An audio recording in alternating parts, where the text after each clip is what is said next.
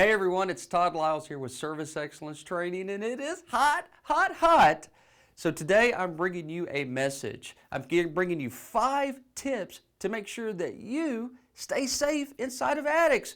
Because listen, plumbers, electricians, HVAC techs, roofers, we need you. And more importantly, your families need you.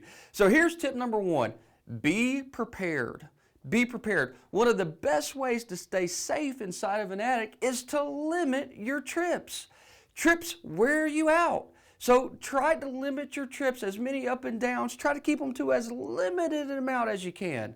And one of the best ways to do that is to go up there prepared with the tools and the small component parts that you may need. Now, I know you might have to take a second trip, but 90% of the time, you know the initial things that you're going to need. And if you take those with you, chances are very good you might not even have to make that second trip. So tip number 1 is be prepared and limit your trips and stay fresh, don't get worn out.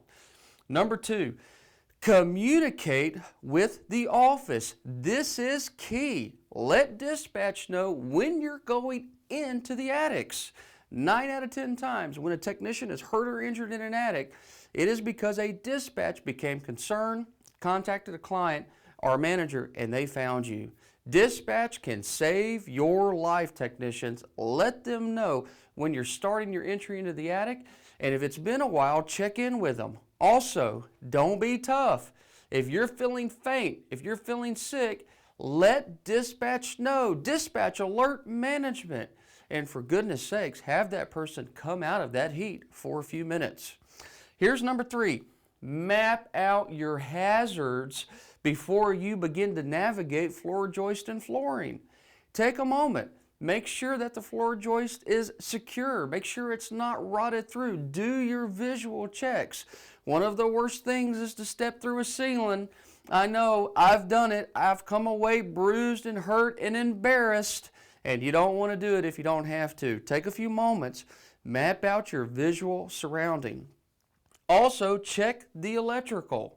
You never know when a raccoon or a squirrel has chewed through something, or when someone put a nail through a wire, they didn't know they did it and it's exposed. You're hot, you're sweating, you're a great conduit of electricity. Make sure you're checking your surroundings. Make sure you don't get buzzed by a frayed wire. Number 4, stay hydrated. And guys, I get it. It is a balancing act of limiting your trips and yet staying hydrated enough. But if you got to do one or the other, I recommend staying hydrated. It is very difficult to get hydrated once you've gone past a certain line. And guys, the older you get, the easier it becomes to become dehydrated and suffer things like heat stroke. So again, don't be tough. Stay hydrated and stay healthy. The last one here is control your heat exposure. I recommend very strongly setting a timer. And the hotter that attic is, then less time in the attic. And by the way, make sure you're checking temperatures here, because some attics are just not as well ventilated as others. Check your temperature inside of your attic, set a timer, come out when you need to. If you can, bring small fans in there to stay cool while you're working. But the most important thing here is your health. You are needed. Your family needs you. And if you're sick, dehydrated, unhealthy, then you can't go out there and do what you are meant to do, which is to take care of yourself, your family, your clients, and your company. Hey, we want you to have a great long career, and we want you to turn learning into earning. And in this particular instance, learning and earning isn't necessarily about making money, is it? No. It's about making sure that you stay healthy so that you're here for your family. And guys, that is the most important thing that you can do.